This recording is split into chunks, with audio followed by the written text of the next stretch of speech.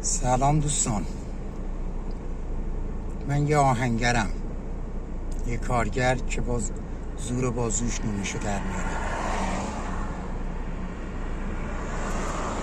یه سوالی از بسیجی ها دارم، بسیجی هایی که الان بعضی هاشون، نمیگم همشون، مقابل مردم، مقابل هموطنانشون وای میسن. میدونید که بسیج چجور تشکیل شد و برای چه کاری؟ 10 سالم بود انقلاب شد، سال 59 جنگ شد. وقتی صدام پیشروی میکرد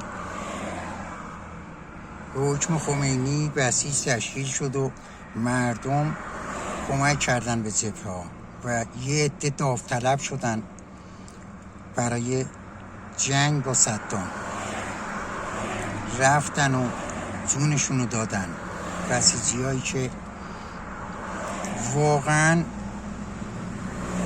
تمام فکر و ذکرشون فقط برای خاک وطنشون بود. کمک جمع می کردن برای جبهه ها. بعد از جنگ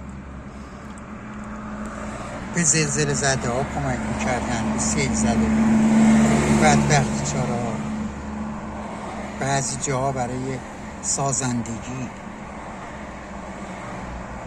اما یواش یواش سپاه بسیج رو برد زیر سلطه خودش، کرد مزدورای خودش. الان اونایی که واقعا فکر میکنن که اینا کارشون درسته و به اینا اعتقاد دارن،